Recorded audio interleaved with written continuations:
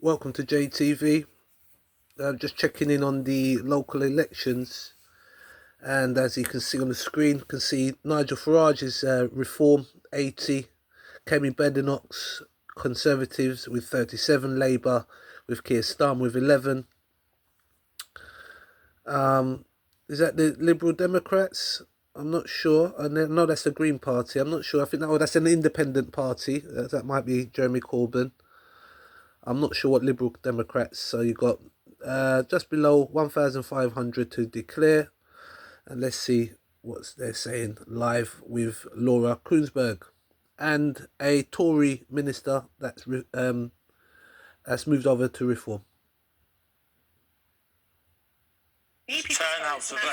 Absolutely, that's what I'm talking about. Yeah, that narrow majority is just a reminder that in close contests, not turning out does matter. And we actually know, interestingly, from John Curtis, that so far, turnout, even in the council elections, is up a couple of points than it was in 2021, which is a notable fact in an era when sometimes people lazily say, oh, no one cares, no one bothers. It doesn't seem to have happened this time round. I don't know whether it's related to the fact that we have all these different parties now. So if actually you really are Green or Liberal or more Eurosceptic, you have more choice now. That has complications, of course, for our politics, but maybe that's part of the explanation. So then when it comes to, I suppose, an alarm that you sounded for your own party quite some time ago now. I remember some conversations we had in the last few years in various different interviews that the Conservatives had to realise what was happening. That they had somehow lost the thread of the story that they were trying to tell the public. Well, let me put it this way, because I've now been in Reform about 6 months. And the biggest difference, and it's really sort of struck me very recently, nearly every conversation I had with almost every Conservative MP, Conservative activists, not necessarily members, but the people really committed to the party, it begins and ends, and you may be familiar with this, it begins and ends with how do they win? How do they get back? It's not an accident, I think, that the coincidence that the most successful political party in recent times in the West has fallen so fast. Basically, the tactical flexibility, that willingness to dump a party leader or change policies, is taken over the Conservative Party, in my view. It's almost become a political project. And the difference I noticed with Reform members and people, they have strong views. I don't like all of them, but the conversations begin with what they want to do. And that is refreshing, I think. And I think it's part of the reason why Reform have looking like done so well overnight, because people are fed up, I think, with politicians who are there to just be in power and not to change things. And Reform may not be to everyone's liking, but we want to change the country because we think it's going in the wrong direction. But does it stack up? You're a serious political thinker, and we've heard Conservatives in the studio overnight saying, remember, there was £150 billion of spending promises in the Reform manifesto that weren't fully worked out. We've talked to Richard Tice and other Reform UK prominent politicians in the last few hours when they say, they want to cut back in councils, and when you say, what do you mean? They talk about perhaps what would really be pretty small savings in terms of administrative budgets or taxes and the like. Do you feel that what you're offering as a party really stacks up, that it's any more than providing an outlet for people who feel really fed up with the others? I don't think we're ready yet to answer the questions that the country needs to be faced up to by our political class. Where I think Reform, look at that at the time. It's only 1 year into the Parliament, and one thing I do agree with Kemi Badenoch is not to rush into forming policies before it's necessary. But what Reform need to sort of take seriously is the Conservative Party failed over 14 years. I'm afraid the alternative party, Labour, is now failing. They've seen the wheels fall off two governments, the British people, in my view. When it comes to the next general election, they're really going to kick the tyres hard. And Reform have to use the next 2-3 years really to be very serious about policy in a way they haven't been in the past. And when I joined Reform, I said to Nigel Farage, are you sure you want me? I caused a lot of trouble for Conservative leaders in speaking. And I will absolutely, I think Nigel is serious about doing a very serious policy overhaul. He knows we're not ready yet.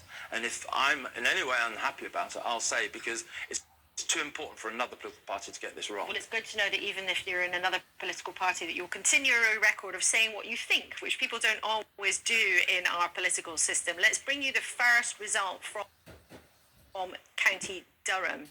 Now, that is somewhere that until 2021 was Labour for a century, I think, if I remember correctly. Not that I was there a century ago, but from my political history, I think it was held by Labour for a century till 2021.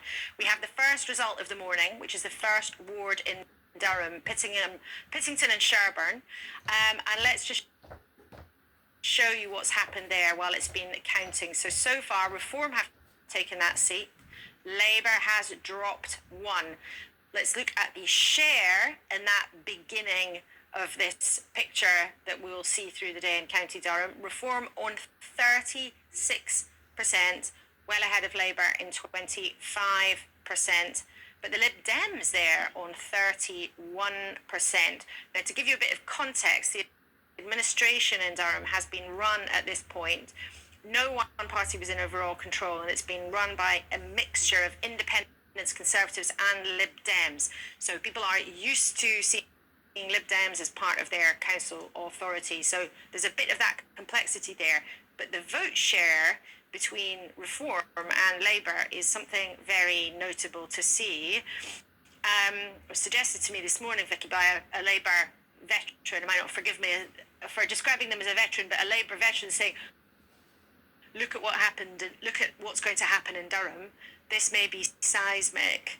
For Labour, they basically, and I'm paraphrasing, have to pay attention to this. Yeah, I mean, I think they will be concerned, and I think there's an interesting angle to all of this about deals, actually. So, local deals of running councils, as you say, they happen a lot more on the ground in councils than you see nationally, and all sorts of parties can end up working together, which you might not have expected. But I think there is an interesting question about what is going to happen on the ground, because we could end up in situations with lots of councils where parties are going to have to work together. And I think Kemi Badenoch has talked about it's fine to work with Reform if you're the Conservatives in some areas. She doesn't think that necessarily nationally, but I'm actually interested in, Tim, whether you think, when it comes to deals, do you think, not locally but nationally, that is going to be the way it's going to have to happen? This realignment of the right, is that what is going on here? Well, the Reform vote is different from the Conservative vote, not just in the way I just described, but there is as much anger amongst Reform voters that I meet and the ones we're targeting about big business as big government. And that's different from the Conservative Party. There's quite a lot of Corbynista sort of tendencies among some Reform voters, and I think we've probably maximised as a party most of that sort of disillusioned Tory vote. I think the Tory party is in terrible trouble. There's no benefit for the Reform in doing an alliance with the Tories, particularly when we're after Labour voters, who, if we're wooing those, they feel let down by their Red Wall experience. They feel let down in 101 different ways. If Reform really is going to hit the levels it needs to, I think a deal with the Tories before an election certainly won't work. After an election, the people have made their decision and you have to work with whatever the people give. But before an election, no. Well, I think that conversation is certainly not at an end. It's only, I think, just starting to get going at how the Conservatives and Reform might work together in the future, whether they like to think about it or not. We can now, I think, speak to Sir Ed Davey, the Lib Dem leader. Good morning, Sir Ed. You've taken off your straw sun hats, I'm sure much to our viewers' disappointment. But you are still very much smiling. Now, you're in Shropshire. Now, we don't have a result in Shropshire yet. So what are you doing there? Why are you smiling so widely? Well, because we're pretty confident here in Shropshire of making massive gains from the Conservatives. And indeed, I'm hearing great things from around the country, from Oxfordshire and Devon, for example. I think there's a real chance that when all the votes are counted, as you know, very few have been counted, only less than 10%. I think the Liberal Democrats will be a party with massive smiles on our faces, and I think we could now be the party of Middle England. We've seen so many former Conservative strongholds swing to the Liberal Democrats, like they did in the general election last year when we got our best results for over 100 years. So, yeah, we are cautiously optimistic and looking forward to the results later today. But in Shropshire, for example, the Tories have only had a majority of one seat. So there, you don't need to do that much to be able to knock them out, which, given what's happened to them in the last year, that on its own wouldn't hold up to be a massive achievement, would it? We need many more to take overall control, and that is our objective.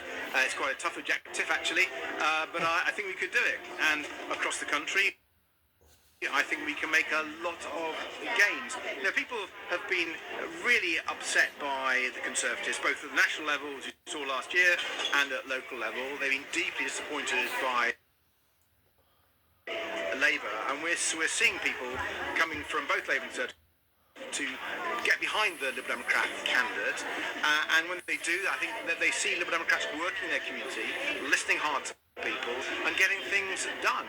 And as I've been saying during the campaign, you don't have to take my word for it. That's what Kenny Baylock says. You know, Liberal Democrats are the sort of people who fix your church roof, and people like them in the community. And I think that's what we're going to find when we've counted all those ballots, that people do like Liberal Democrats. I had a sneaking suspicion that before too long you were going to mention fixing church roofs, and people who approve of church roofs are very much been in your sights in the last few weeks. A couple of weeks ago, you said you were, I think, cautiously optimistic, or maybe even hopeful, you said, of actually running more town halls at the end of today than the Tories do, and replacing them. Is that what you mean by replacing them as the party of Middle England? Well, that's only one of the measures.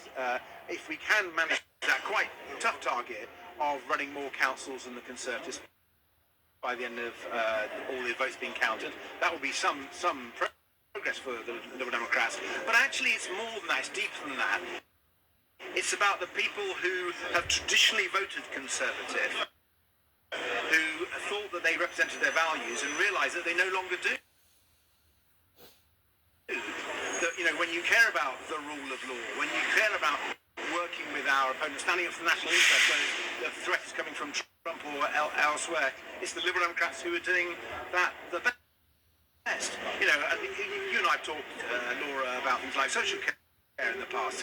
Conservatives got a dreadful record on that, but many people who are lifelong Conservatives know how important that is, and they see us as the party standing up for that. The sewage issue, which we've been the lead campaigners on in Parliament and across the country, people are angry with the Conservatives for having allowed the water companies to get away with pumping their filthy sewage into our rivers and our seas, and they see us the ones championing those. So on so many different issues, Middle England has switched and is switching even more to the Liberal Democrats, and I think that's quite a dramatic change in British politics.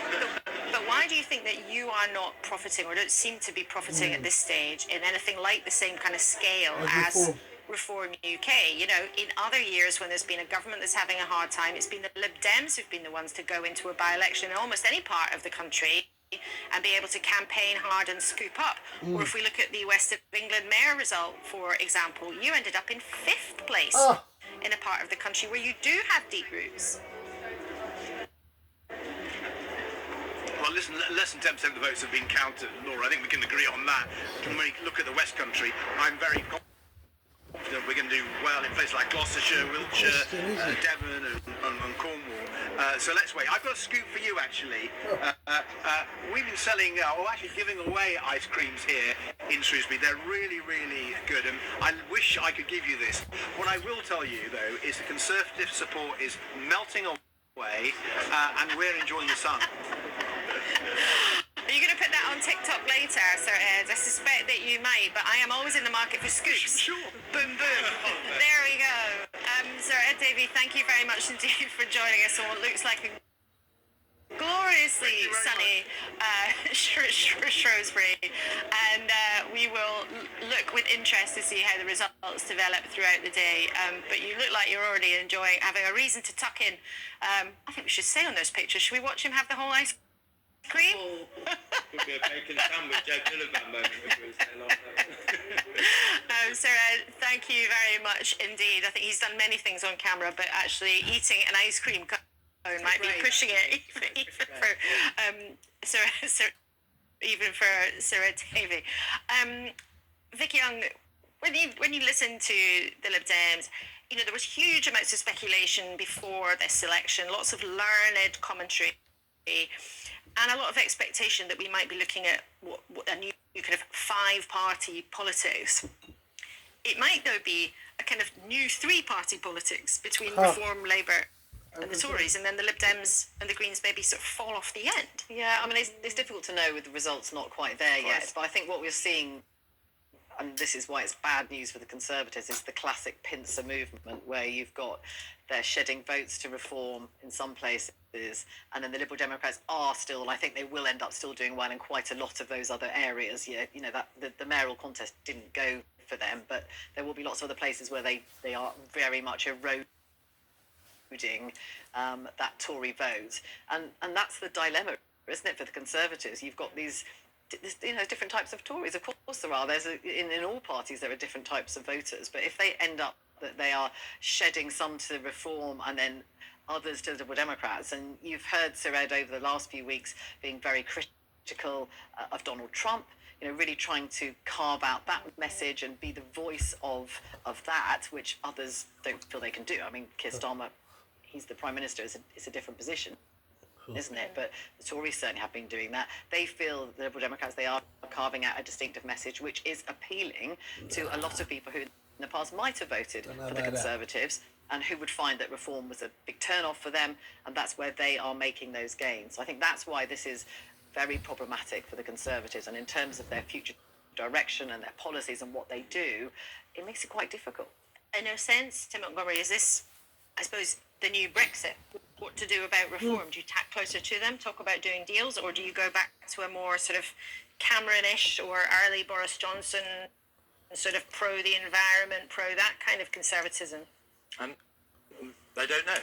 They really don't. The point you just made is that Too early. there is about 25%. If there was, a coalition, imagine the circumstance, they could choose to put the Liberal, go into power with the Liberal Democrats or Reform. And I think there'd be 25% of the Conservative Party who would definitely prefer to do a deal with the Lib Dems, and 25% maybe with Reform, and half would probably no, or just be loyal to whatever was decided. But it is, I think, sadly, a fundamentally divided party now. Being in government so long meant that it attracted more than its fair share of careerists and other people.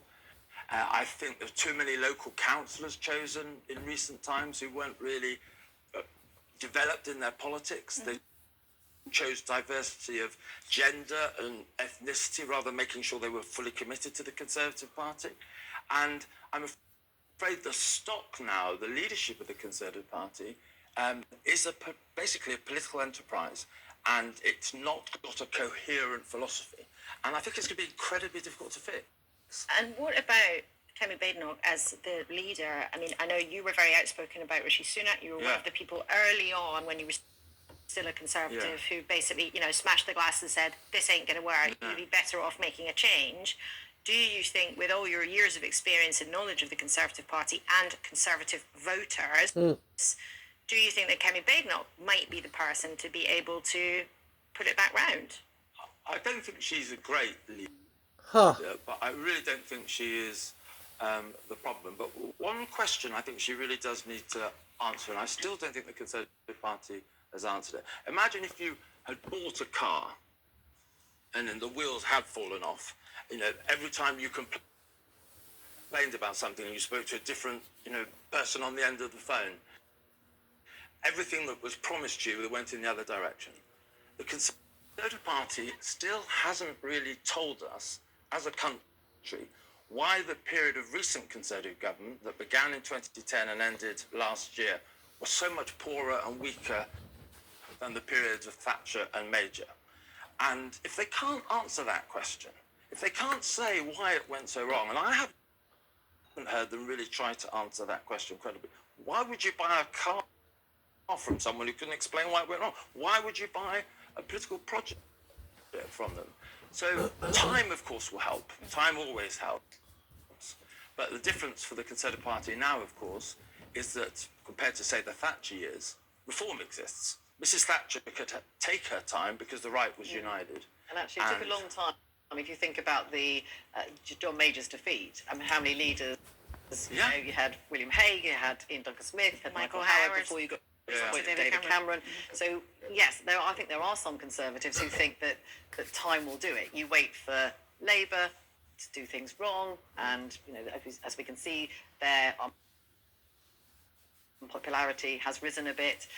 But your point is because there is another force now, that makes it much harder. And they may not have the time, but may they? Who knows? The former minister, George Freeman, who's a Tory MP, has told our reporter on the ground in Norfolk the results are a wake-up call for the Conservatives and Labour. He says if the two main parties don't grip it much more urgently, we'll see reform become the major party on the right. It's a wake-up call, possibly the last chance saloon wake-up call to mainstream parties to be more urgent, more bold in tackling the failures of government. So there, a former minister, Conservative MP, on the record saying it has to be dealt with, the threat from reform, much more urgently. Plenty more conversation to come, but there have, of course, been lots and lots of events overnight, lots of different strands to this evolving story, some big headlines, some surprises. So let's catch up on everything that has happened with a full report from our correspondent, Helen Catt. Wonderful. Come on down.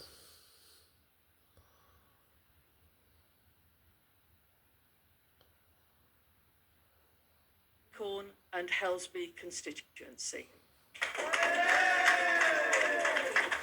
Elation for Reform UK in Runcorn and Helsby after what had been a nail-biter of a night. A result so close it had to be recounted. The people of Runcorn and Helsby have spoken. Enough is enough. Enough Tory failure. Enough Labour lies.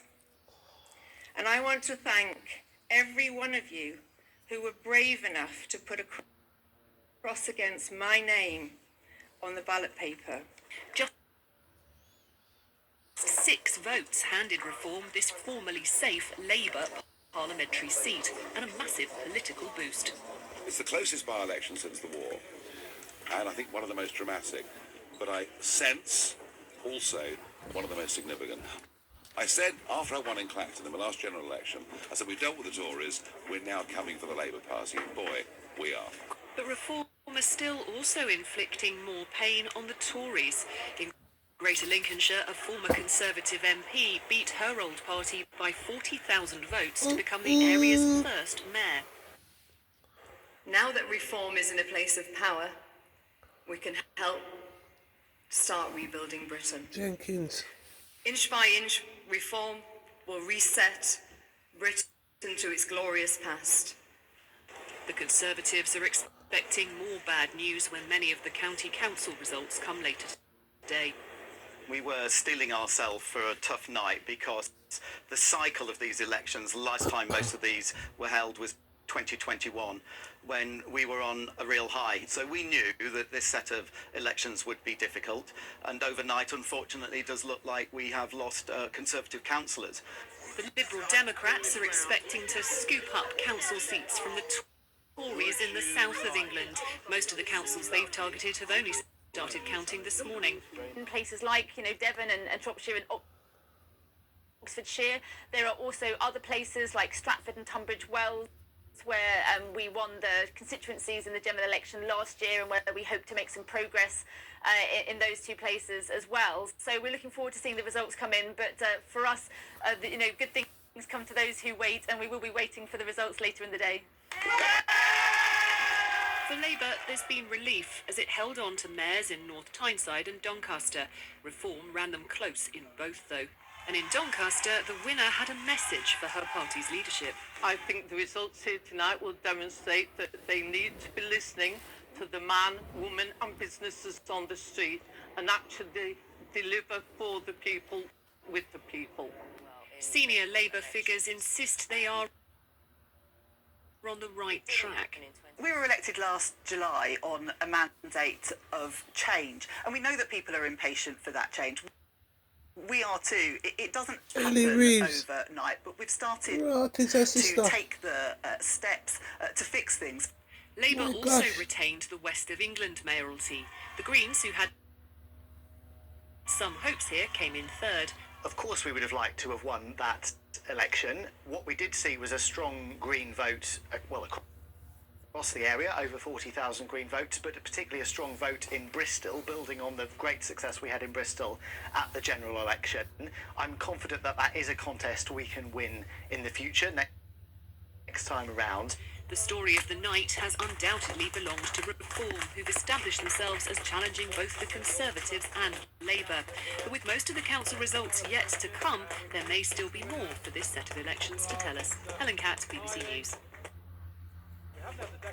So a lot has happened already, but there is a lot still to come, and we'll be with you throughout the day as this story continues to unfold, because there are hundreds and hundreds and hundreds of council seats still to be declared. Also still some mayoral races, and also plenty of really important conversations still to come about the impact of the results that we've had in so far. And let's go to that conversation then now. We're joined by the Defence Minister, Luke Pollard. Thank you for being with us, joining us from your constituency in Plymouth. So, in terms of Labour's performance, it's not what you would expect a party with an enormous majority to be showing just 9 months into office, is it? Well, it's not unusual that by-elections and local elections are used as an opportunity to vote against the government of the day. That's something that we've long seen in British politics, but on a night where we've won a number of mayoralties, that's a really good focus for us. But we know there's more to do, and as you've just heard from my colleague Ellie Reeves in your package there, we want to go faster and further. I think it's right that the British public are impatient for change, especially having seen 14 years of public services is being eroded and a real instability in our economy. We're now getting our public services back on track. We're seeing NHS waiting lists falling for a 6th month in a row because of the action and some of the difficult decisions that we've taken. But we're in no doubt we have to do more. We have to go faster and further, and that's certainly where the Prime Minister and the rest of the government are focused on delivering on the enormous mandate that we were given last year and delivering that change that I think the British public and MPs like me are so impatient to see. I just, Minister, want to nip something in the bud, because it is true that governments often get a bit of a kicking in local elections or by-elections, but it is not the case that this is what always happens. It didn't happen in 2011 to David Cameron. It didn't happen in 2015 to David Cameron. It didn't happen in 2017 or in 2021. So let's just park that assumption to one side, because it does not always apply. But it did happen last time we had a Labour government elected, though, Laura, in 1997. It happened losing 88 councillors in 1998. So it's not unusual that this happens, but we have to listen to the message that's been sent by the British people in some of these contests. Although we've fared and won a number of them, these are by and large, especially when the council results coming, these are by and large councils that Labour doesn't control. In fact, the Conservatives control currently 20 of the 23 councils that are up for grabs later today. The more metropolitan and urban areas are elected in a different electoral cycle from the one where people went to the polls yesterday. But we do need to listen to the messages that's being sent, and that means deliver faster and further. And if you just took the example of our breakfast clubs in primary schools, for instance, we have 4 of them in Runcorn that were rolled out there, but by the end of this year there'll be a free breakfast club in every single primary school in the entire country. That's what we mean by being able to move further and faster, is starting to deliver that change that we're elected to deliver, and that does make a big difference. That's just one example across the government where we'll be trying to and delivering more in the coming months that people will be able to see, and that will take time. I think people know that fixing the mess the Conservatives left won't happen overnight. We're making good progress, but there's certainly still more to do. But I think if our viewers have been listening carefully to Labour politicians, they've heard actually since 11:10 that you are determined to go further and faster and further and faster and further and faster. And they'll have heard actually senior Labour politicians say, I think since January, if my memory serves me correctly, that you want to go further and faster and further and faster. But when you listen to voters, what are you hearing from them? What is the message? Because if you look at a lot of the numbers so far, where you've been suffering big swings away from Labour to reform, that looks like what they're trying to tell you is they don't think very much of what you've done so far, and they don't really want to repeatedly be told you're going further and faster when their lives aren't changing very much.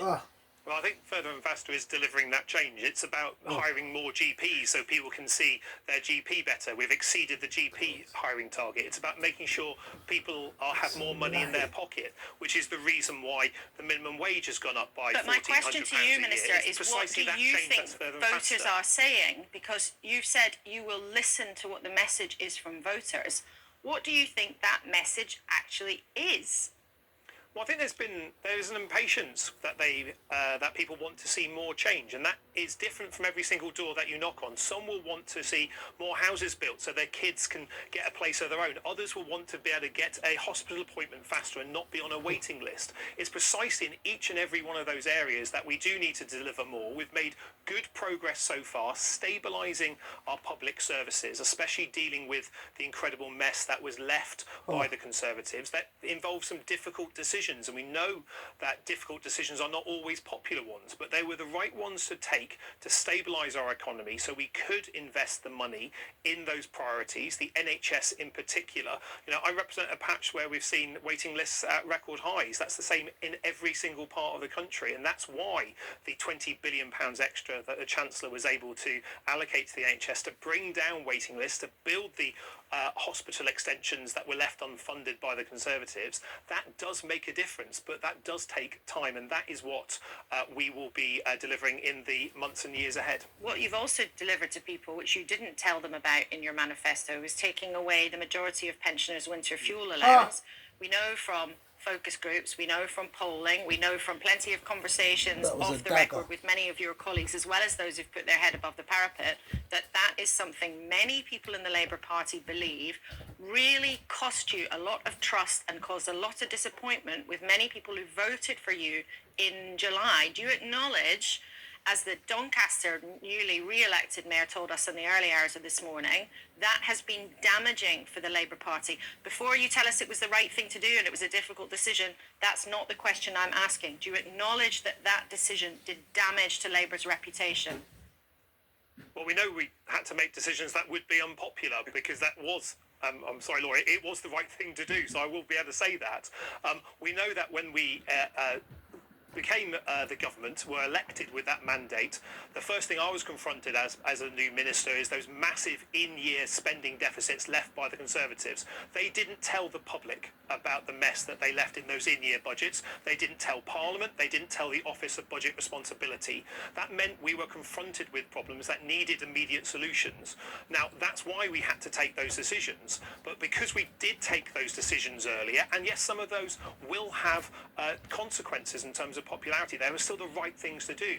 I think the British public deserve politicians that will be honest with them about the scale of the complexity and the challenge that we see ahead of us, and that's why when we came to office we had to be honest with people that the mess and the black hole that we had in our public finances meant we had to do things that we didn't want to do, that were not in the manifesto, but we were required to do to stabilise our public finances so we could invest the money in the public services that we are now doing. Now, that will have consequences, but it was the right thing to do. And it's also right that ministers like myself are clear with the British public that when we have to do things because circumstances changed, and certainly our expectation of what the public finances were and the reality of it was very different thanks to the efforts of the Conservatives to hide it from the public view, we had to be honest with people about those decisions and about the consequences. And that does mean making changes to a number of areas where where we hadn't previously planned to do. They were the right things to do to get our country back on track, but we've got more that we have to deliver, and that's where I'm focused on delivering more for not just the constituency I represent, but the ministerial responsibilities that I have, and that will be the same for every single cabinet minister and minister in our government. But you also didn't tell people that you were going to put up national insurance for employers at a time when you were saying economic growth was your number one priority. And one of the first actions of the Chancellor was to make it more expensive for people to hire people to create new jobs, which is surely the most fundamental way of growing the economy. And you made it more expensive. I mean, it's precisely the same answer I just gave you, Laura. We were confronted, sadly, with this huge instability in our public finances. And we've only saw from a few years ago, when Liz Truss was in power, that if you don't grip that instability in our public finances, the consequences aren't borne by politicians. The consequences are borne by people in their mortgages going up, in the cost of living crisis that followed from that crashing of the economy. That's why we had to take those serious decisions. And that did involve a number of different changes to But Minister, you talk as if taxes. you had absolutely no choice to make the decisions that you did. Your political argument is that you had no choice but to try to find savings of money. But of course, there are plenty of other places that you could have looked. You could have chosen to raise other taxes, or you could have decided to cut spending, or you could have decided to change the rules around borrowing. Now, I know you'll make a political justification for each one of those individually, but do you acknowledge, rather than presenting the choices you faced as being inevitable,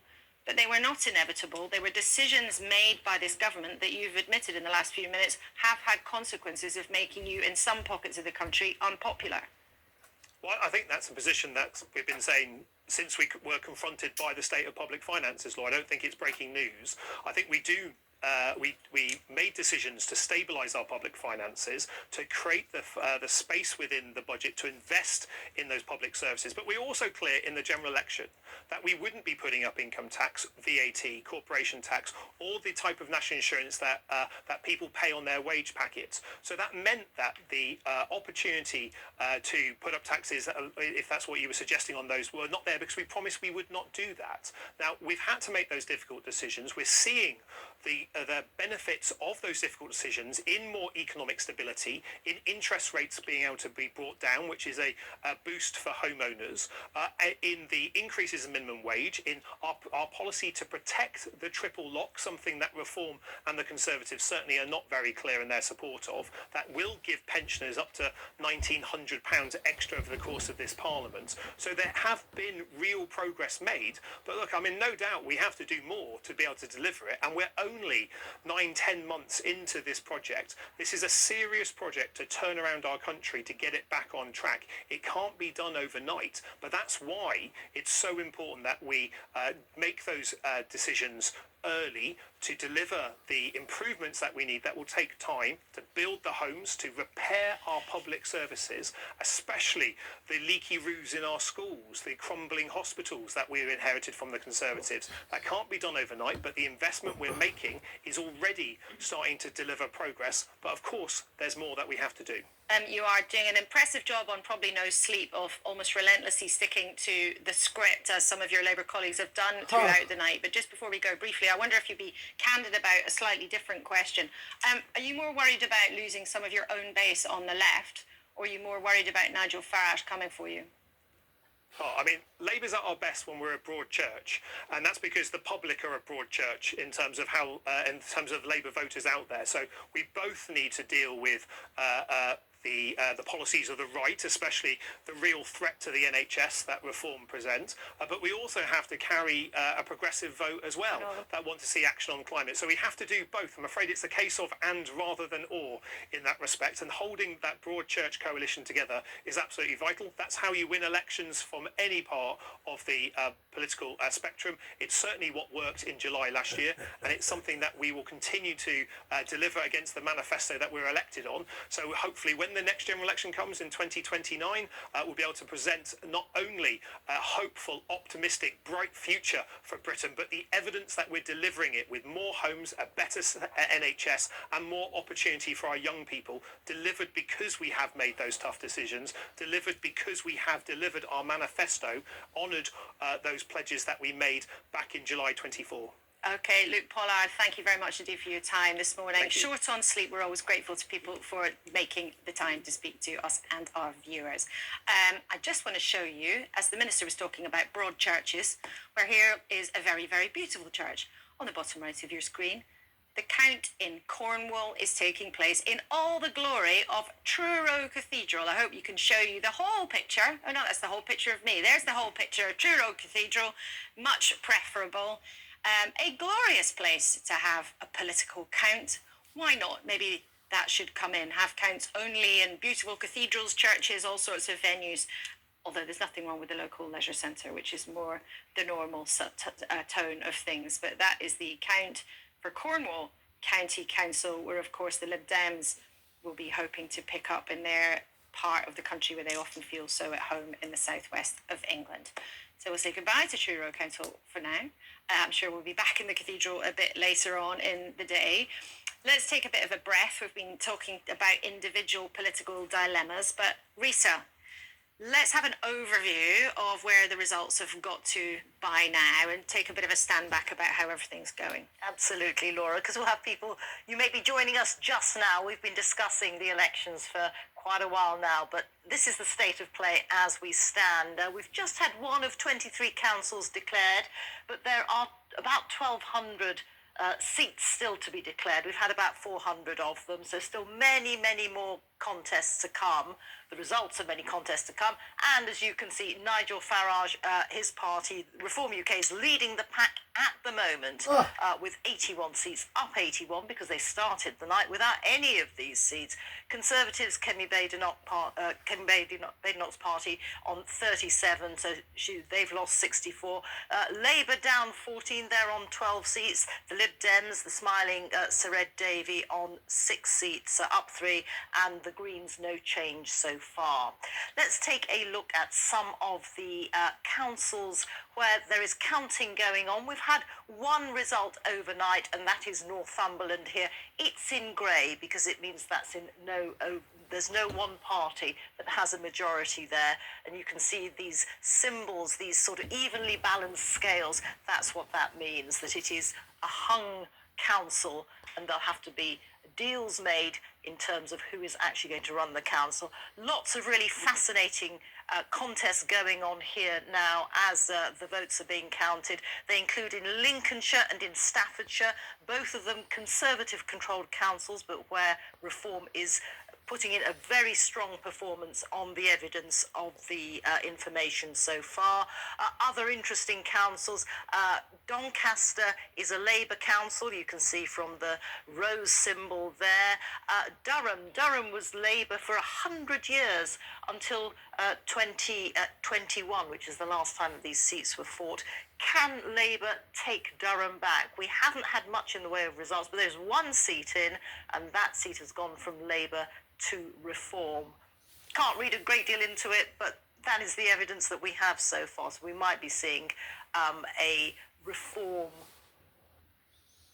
increase in Durham. Let me put it no more strongly than that. A word for the Liberal Democrats, who will be looking to make gains in Devon, also in Wiltshire and Gloucestershire, and also in Hertfordshire. We do have some early information from Hertfordshire, though, that suggests that Labour might be hopeful there. Possibly that Reform is taking away support from some of the other parties, allowing Labour to come through to the middle. But we'll bring you some of those hard facts when we have them.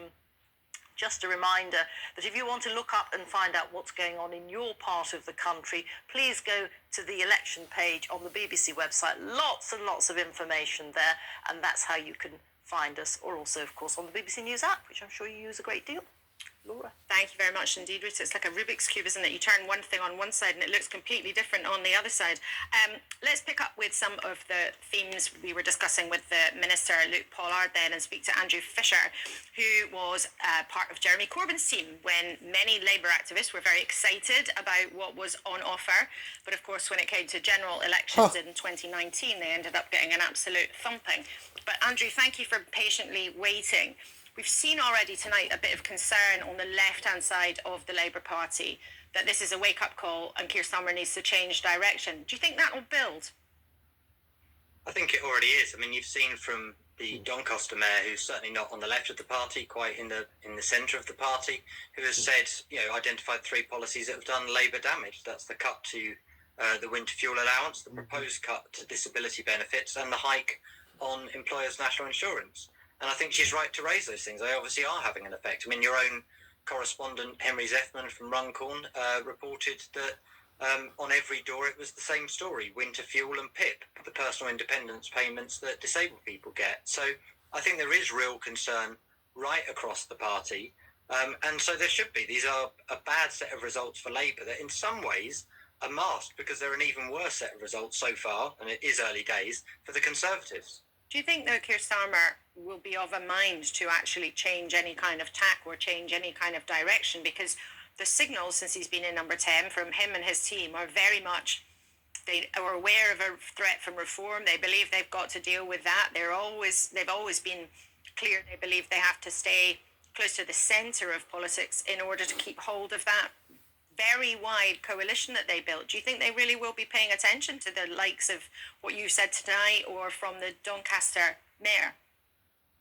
Well, they should be, because the Doncaster mayor is reflecting what voters are saying. And, the middle of British politics is not where politicians say it is, it's where the public says it is. And the public, I think have shown that Labour isn't dealing with the threat from reform. Reform is doing very, very well in these elections, and Labour's strategy for taking on reform is an utter failure.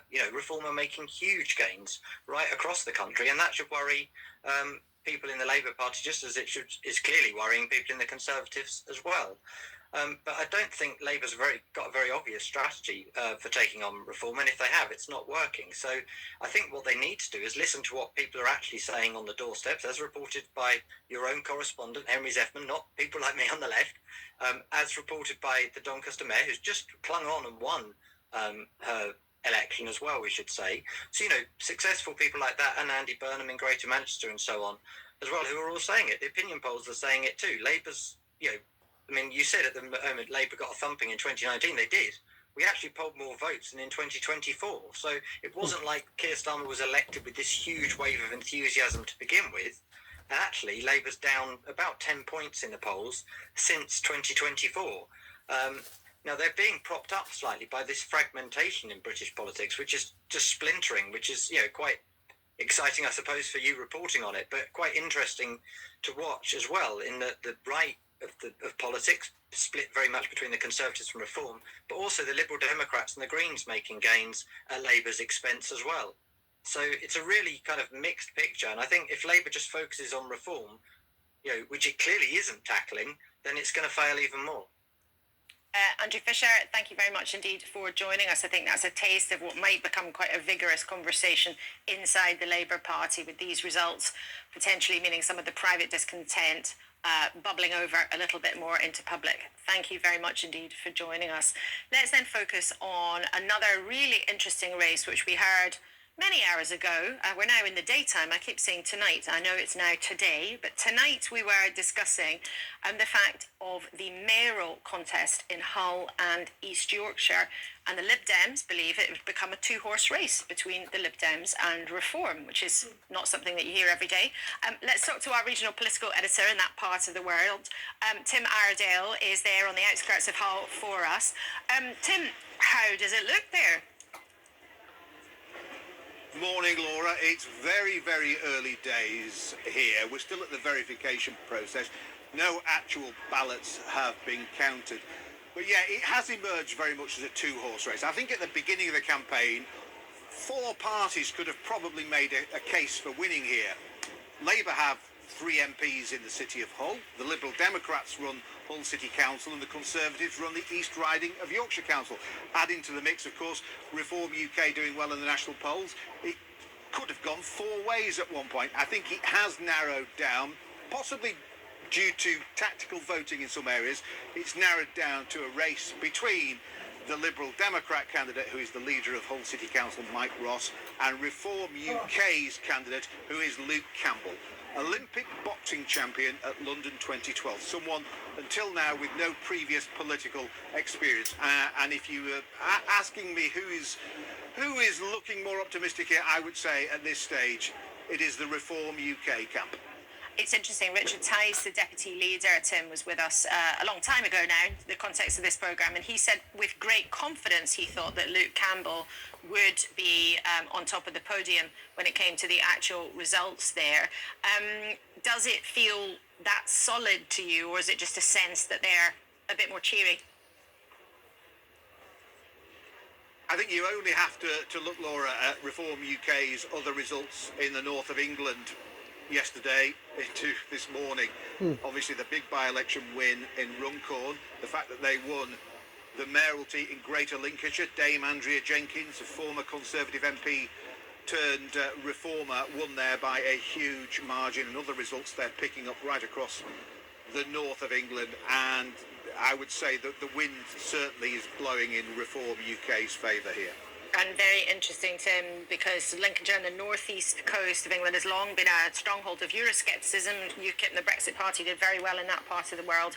But let's return then to the biggest headline so far of these elections. Tim, thank you very much indeed for now, which of course is the by-election that took place in the northwest of England over the Runcorn and Helsby by-election. Runcorn not a million miles away from Liverpool, of course.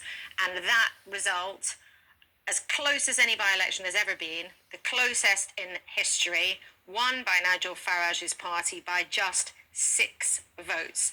And if you weren't up with us between about 3:30 and 6 this morning, you may not have realised that the initial version of the result put only 4 votes between Labour and the Reform Party. We saw a loony party activist running around holding up 4 fingers, and at that point it seemed pretty clear that they'd been told there was only 4 votes in it. So there was a full recount, and in the end, the final official result declared that Reform had beaten the Labour Party by just 6 votes. JTV. A historic moment, the first time Reform UK had won a parliamentary by-election, and a few minutes after that had happened, Chris Mason managed to catch up with Nigel Farage, the party leader. Let's have a listen to how he was celebrating and what he said it means for what next. It's the equivalent of sort of Diane Abbott's seat in London. And you can see that support for the Labour Party has collapsed within 10 months of them winning a general election. And it's not just happening here. You know, it's happening in Doncaster, it's happening in North Tyneside, it's happening all over the country. So we're obviously delighted with that. And then you go to the Tory side of it, we're in Lincolnshire. We're making the most astonishing gains. We're on the verge of taking control of Staffordshire County Council. So it's been a huge night for Reform. 1 or 2 near misses in the mayoral contest, but a huge night for Reform. Perhaps not quite on the scale of a comparison with the Diane Abbott seat, but I take your wider. Well, it does a majority, yes. I guess the challenge now comes, particularly in the council seats, in terms of if you find yourself in control or in the mayoralties, of being scrutinised for a record, a track record, as opposed to, as a critic might see it, shouting from the sidelines. That's another step up, isn't it? I completely get that. I suspect where we win control of county councils, there'll be more scrutiny on local government than you guys have ever done for the last half a century. And that's the responsibility that we take on with glee. A couple of jitters were there in the night about how close this was? Well, I mean, there was a Labour Party briefing that went out that said Labour were confident of winning. I think at that moment it was, you know, Sarah was going through quite a big emotional roller coaster, as you do. By-elections are always dramatic. This may well be, well, it's the closest by-election since the war, and I think one of the most dramatic. But I sense also one of the most significant. I said after I won in Clacton in the last general election, I said we've dealt with the Tories, we're now coming for the Labour Party, and boy, we are. Quick last word, where do you head next? What are you watching in particular in the coming hours elsewhere? Staffordshire, we're on the verge of taking control of the council.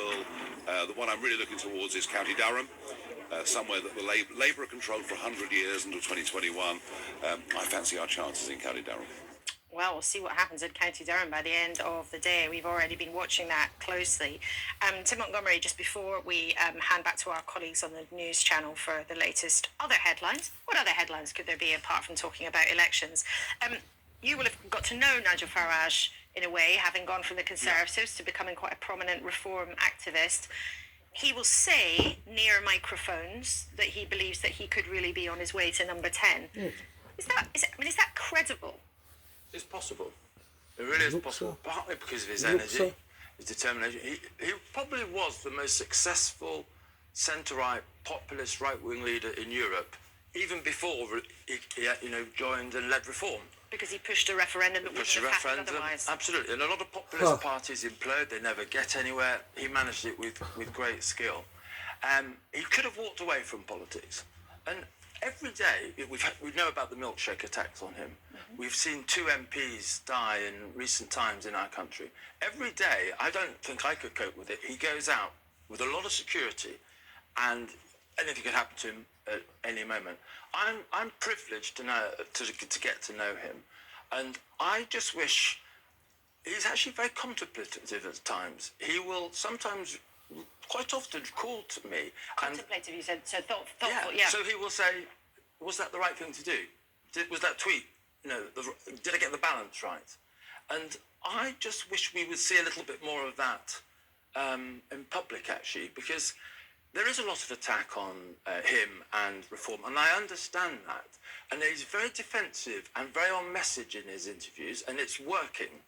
But I think if he is to go from the sort of level that Reform is at now, particularly to break through with women, people who are perhaps on the more moderate side, who aren't so motivated by some of the harder issues Reform is associated with, Nigel Farage is a much more interesting person than I think he allows himself to be presented as. So he should ditch the caricature, perhaps? Is that what you're suggesting? He sometimes acts as a more cartoony character than he really is. I think he always feels when he does an interview with a lot of the conventional media, he's under attack all the time. And he's very defensive. And he will hit home his messages. And I don't think you see the nuanced Nigel Farage that I think I have got to know. And it's not coming over in interviews because I think he's always fearing this gotcha moment. And I think he needs to show that other Nigel Farage if he is to do something which has never been done before, which is for a new party to potentially form a government. I think he is a risk taker, but this is a very personal risk that I think he needs to take. Do you think, though, that he's willing to actually make sacrifices in terms of policy? So if we look at Reform's manifestos up until now, they haven't always added up. They haven't always been credible. You were saying that previously, there's a big need to go for policy. The reality is, if you're in power, you can be very limited by what you can do. And if you want power, you can be quite limited in what you can say. And do you think that he is ready to make, I suppose, the political sacrifice, not to just promise everybody everything all of the time, which his critics would say that he does. They would call him a populist. As a criticism, you might say, well, a populist, actually, that means you're popular. But do you think he's ready to make a sort of graduation, if you like, to graduate to becoming a different kind of politician? I think it's more the question, are we ready as a country? The Luke Pollard interview you did, a few minutes ago, all this talk of, tough decisions. Maybe they are tough decisions, but I worked closely with Ian Duncan Smith when he did Universal Credit. And we didn't just cut. George Osborne basically just wanted Ian Duncan Smith to cut, but Nick Clegg, in coalition with him, said, if we're going to do this, let's really change the system. Let's do something worthwhile. And you look at Labour's welfare reforms, they're basically cuts, they're not reforms. And that's what I think, that is the public ready for serious conversation about change that will be hard, medicine that will be difficult to swallow, but will actually produce a result. Okay, Tim Montgomery, thank you very much indeed. And political watchers will remember Ian Duncan Smith ended up resigning over the fact George Osborne wouldn't give him as much money as he wanted. We'll be back with you in about 15 minutes. Thank you so much for being with us for now.